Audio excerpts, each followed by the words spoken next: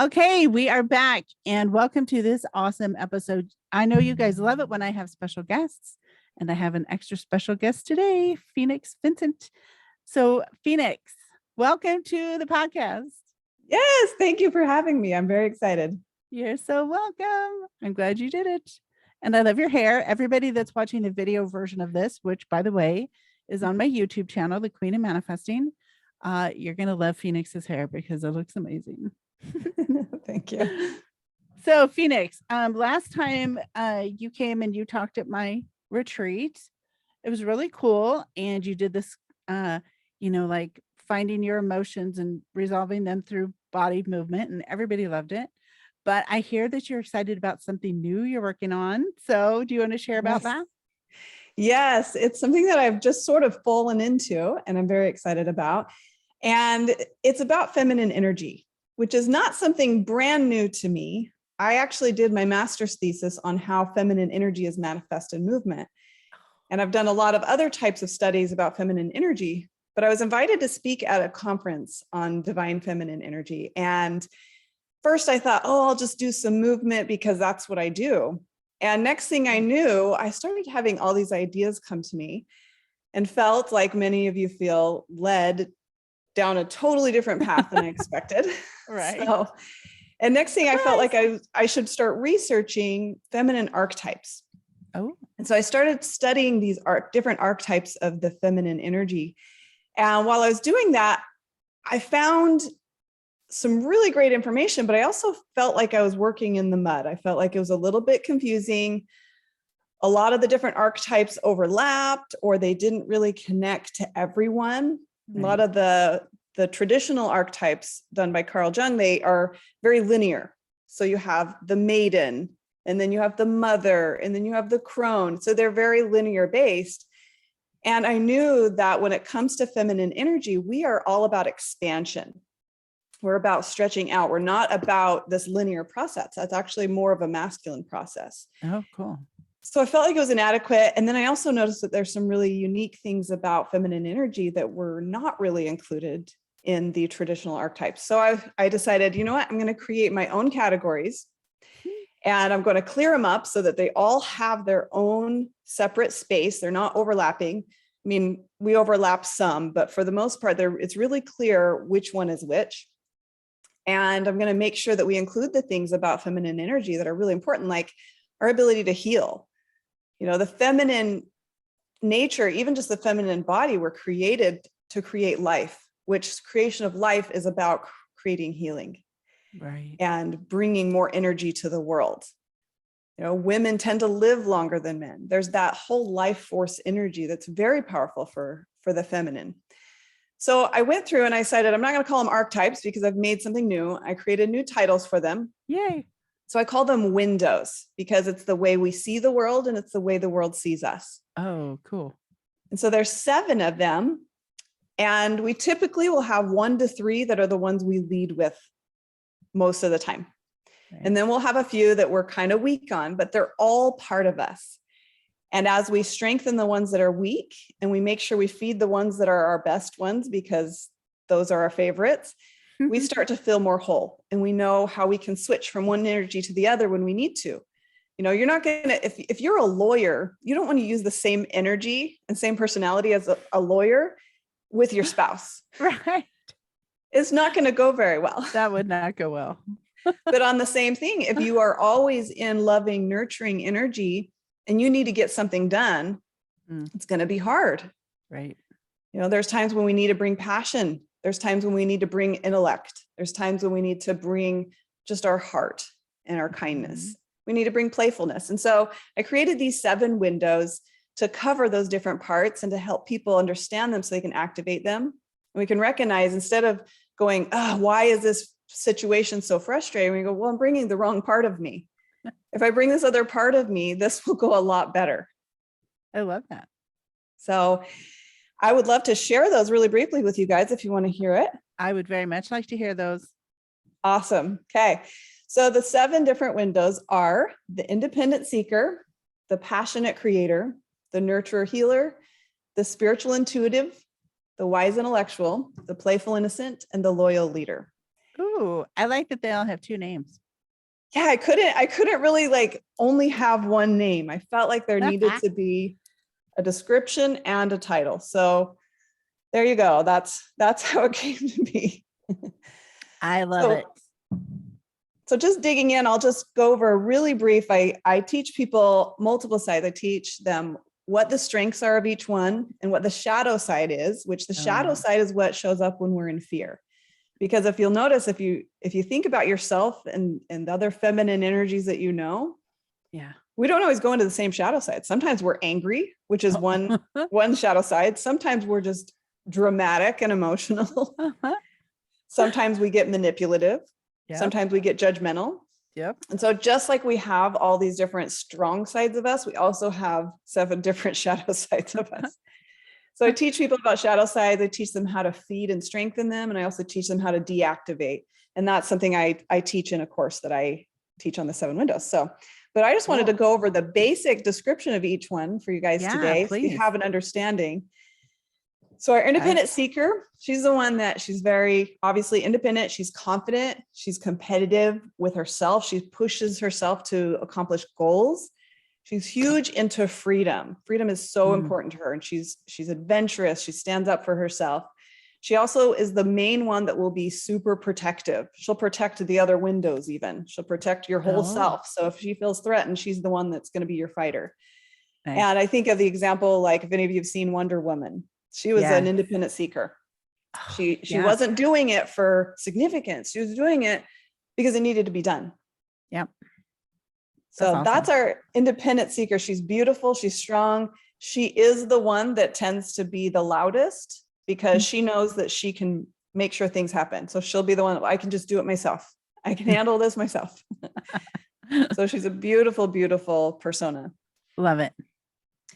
Our other one, our passionate creator. This is the one that tends towards the arts and artistic things. And it doesn't have to be traditional arts. It doesn't have to be drawing and dancing and music. It can be home decor. It can be any type of creation energy. It can be creating a business even. She's very into love and connection. She's into sensuality, which is different than sexuality. It's this awareness of all the senses. Now, she is the one that is going to be tend more towards sexuality, but there's 2 different things there. Right. Gotcha. She's passionate. She also has an abundance mindset, which is so unique because you think of artists as often being starving artists, but the reason that they're starving is because they really believe that that they can keep creating and that there's an abundance of something, even if it doesn't manifest exactly as money. Yeah. They continually believe that they can live off of their passion alone, which is an abundance mindset if you think about it. True. So she's very inspiring. She's also very magnetic. If you think of people when they are talking about something they're passionate about, everyone kind of leans in and is drawn to that. Right. They love it. Very beautiful. All right. Our nurturer healer. She is nurturing and nourishing, which is 2 different things. Nurturing is all about encouragement and building up. Nourishing is about giving somebody something of higher vibration than what they currently have. And that can be food, that can be energy, that can be love, whatever. It's just nurturing and nourishing. She's very warm. She's down to earth. One thing that's really important to the nurturer healer is community and family. So whether she has a family that she's with or whether it's a group she's a part of, those connections are super important because they are the vehicle for her to love. And love is her thing, unconditional love. She loves because she is love. Love is so important to her to express. She's very compassionate.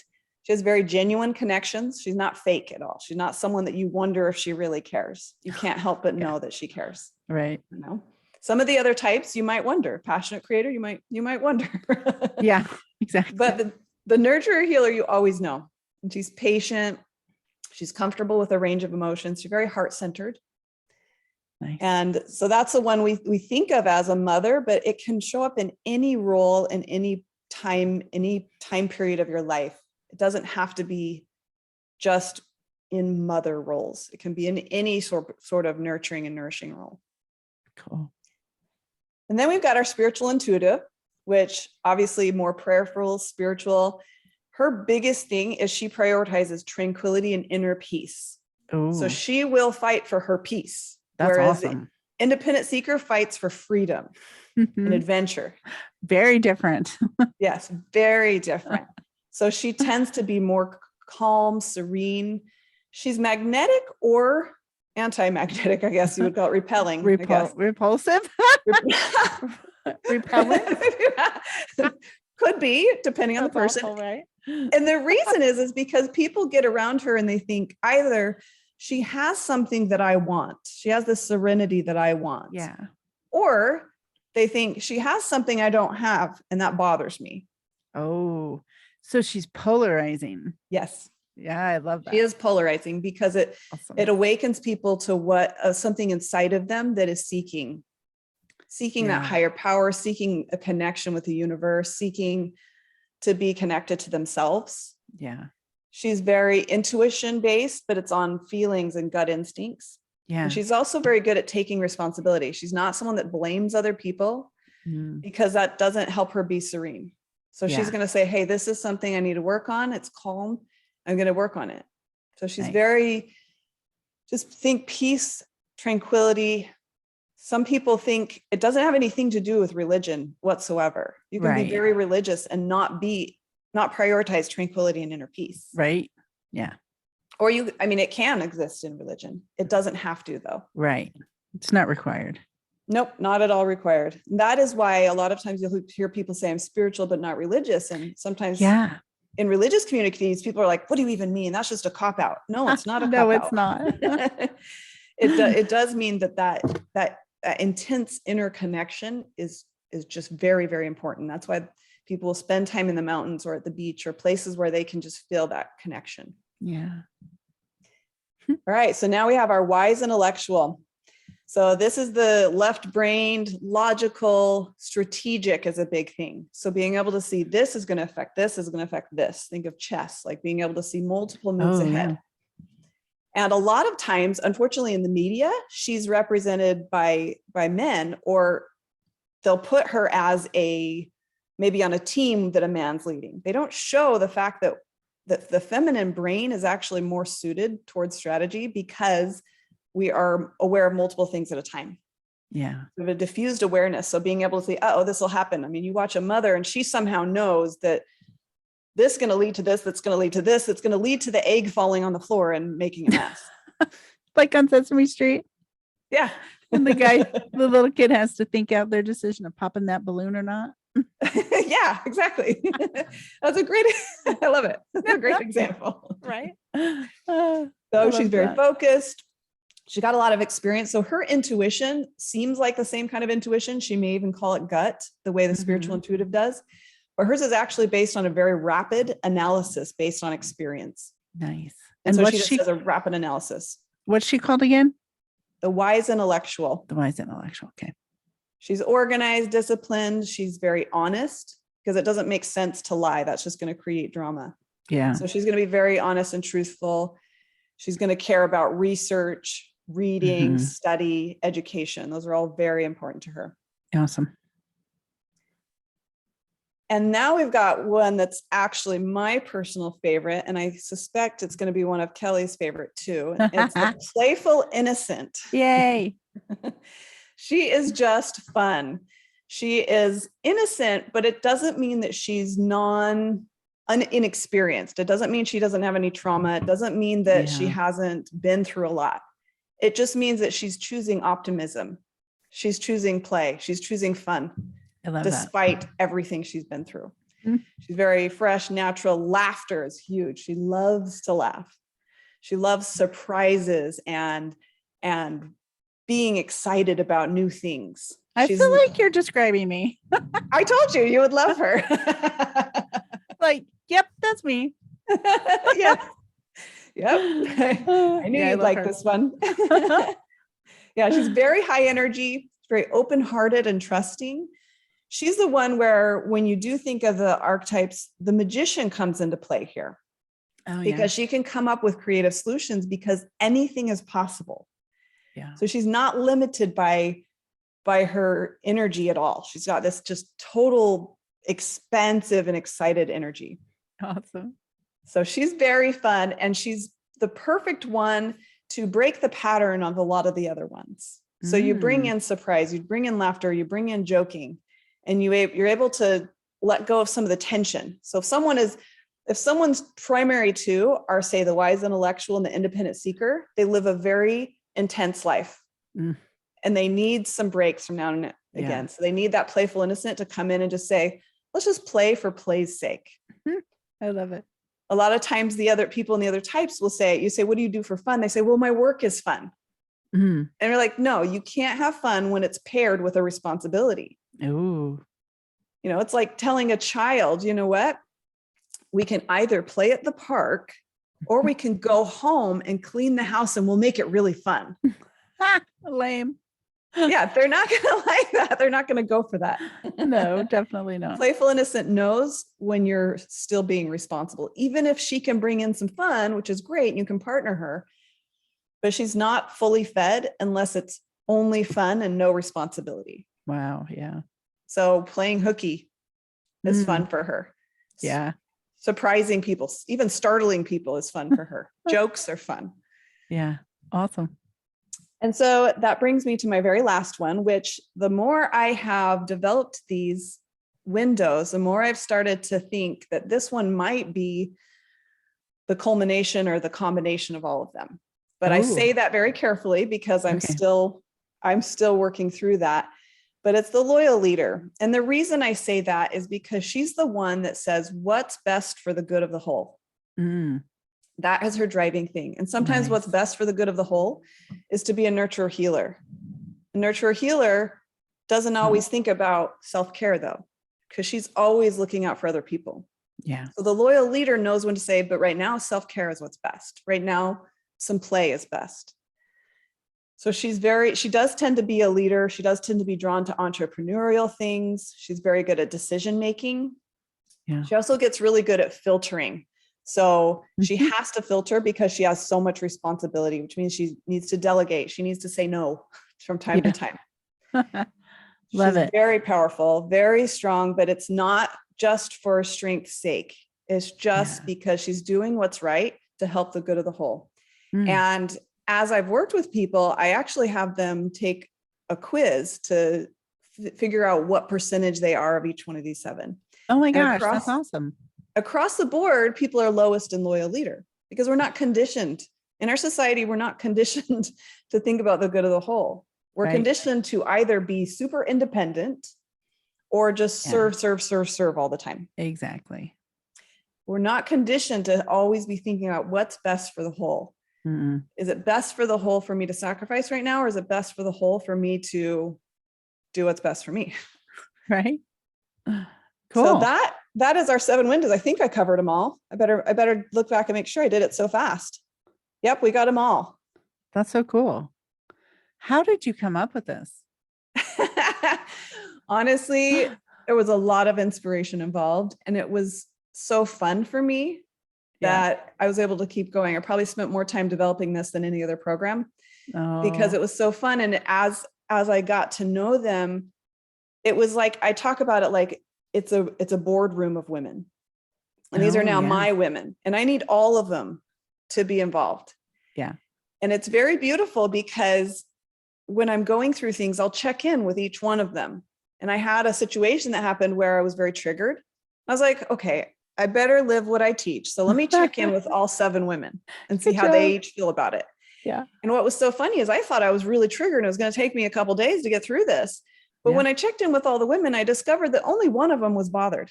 And the other 6 were fine? The other 6 were fine or saw the value. And so suddenly I went, gosh, I guess I'm really not that bothered if only 1/7 of me is bothered.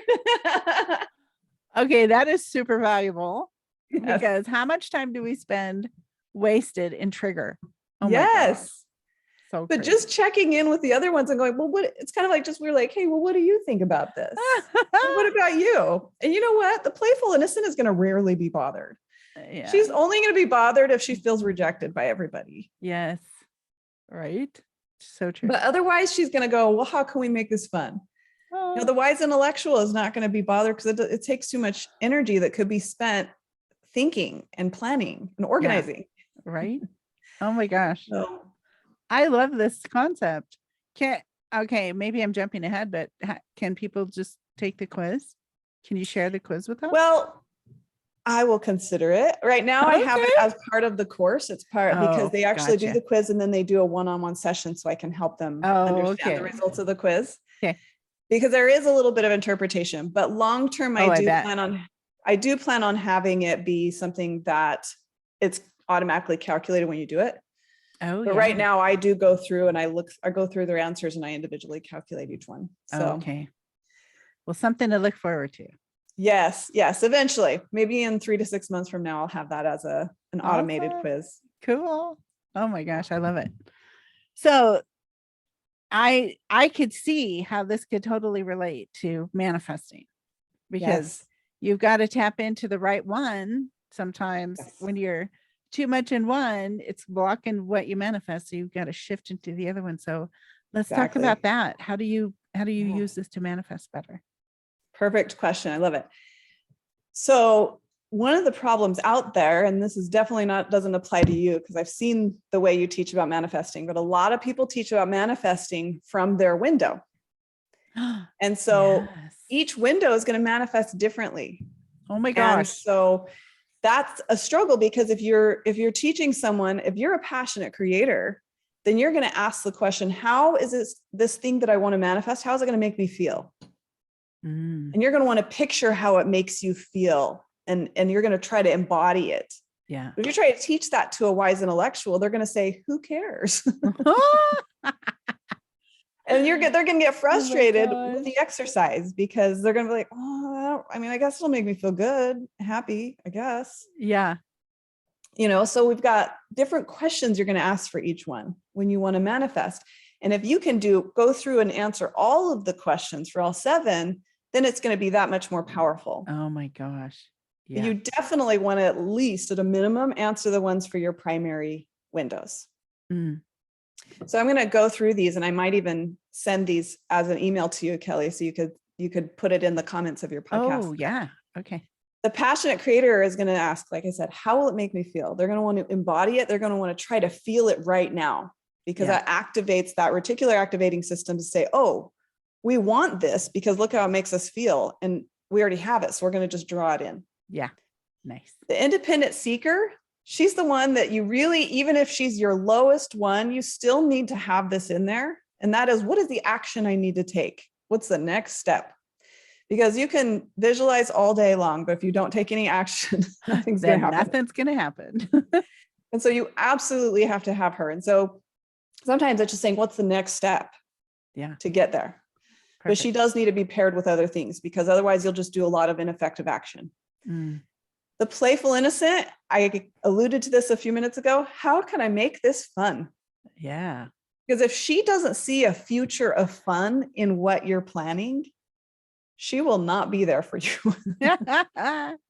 However, if she knows it's fun, you'll get all this optimism and all this positive energy driving you towards it. Nice.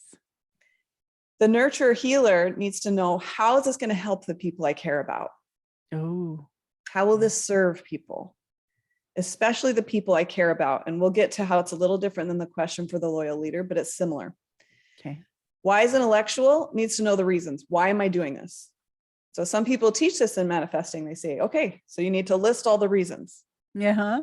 You need to get your why really clear. Yes. And often masculine energy will teach from that perspective. You need to get clear on your why. Yeah. Because that's strategic to get clear on the why. Very. But it's only one part of feminine. Spiritual intuitive is checking in with a higher power.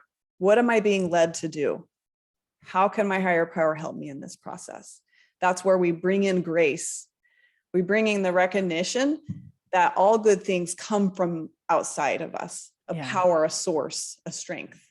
And so being able to check in and pair with that, it's the reason why AA is so successful, is because they pair the process with a recognition that there's something higher than us that we need help from. Oh yeah. That's awesome. And so being led. And then finally, the loyal leader takes all of that and extends it out and says, how is this going to benefit the world and help as a collective world, help us all rise? Ooh, nice. How does me speaking up, how does me following my dreams benefit the collective whole of the universe? Yeah. So she's able to look at it as a bigger picture because she'll do it if it helps the whole. Oh, I If it love just helps her or just helps her children or her friend, that's not enough. Right. Wow. This could kind of, I mean, these fit really well into my manifesting formula too. Yes. Like they line up really well. That's awesome. Wow. And that's why I thought that you would love this, because you already have a much fuller way of teaching manifesting than most people out there do. Ah, thanks. Yeah, this like adds a whole new layer to it. I love it. We should do a manifesting event together. Let's do it. Side note, side conversation. Let's plan an event.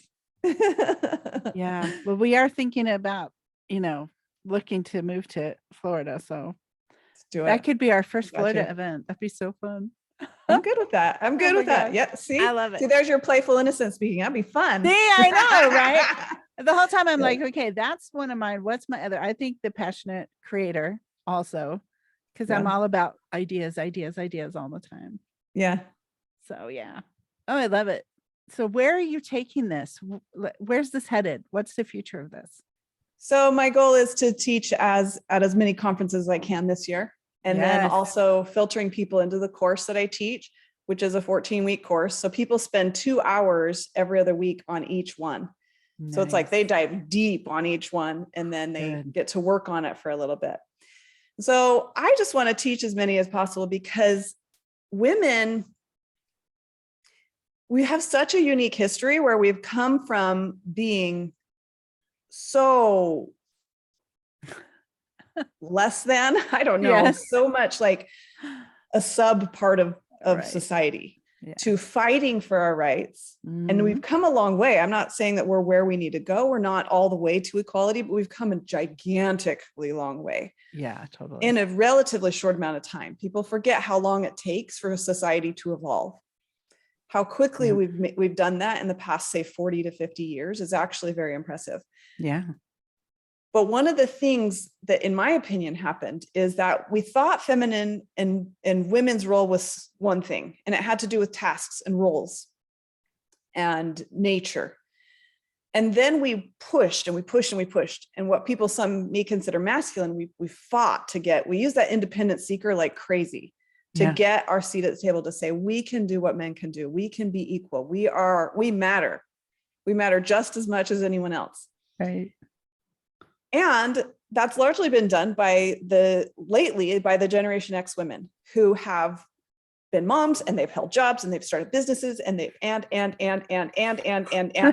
now they're exhausted. Yes, we are. I am a Gen X mom. Completely exhausted. And it's because we didn't know that there's so many flavors to us. We thought we didn't want to go backwards and just go into, I got to clean and cook and have babies. And that's all I'm good for is service. Right. But we also were exhausted from fighting so hard. And so my goal is that women will be able to see all these parts of them that are here to help bring healing to the world. Because what the world needs now is healing. Yeah, big time. And so by bringing all these parts and bringing wisdom, bringing maturity, and stopping fighting so hard, then we can expand. We can get expansive and creative, and we can help bring the healing to everyone that is needed right now. And so that's my big vision of like, I want to help as many women as possible to stop being so exhausted and to start seeing their beauty and wake up to I love this. All these nuances that they might not have realized were there. It's like a whole new set of tools. Yes. To understand yourself. Seems like a lot at first because it's 7, and a lot of presenters out there try to keep it to 4 main points. And, that's true. But I'm like, I can't cut any of them out. No. And once you learn them, they actually come easily because you know that they're a part of you. Yeah. It makes sense. It flows.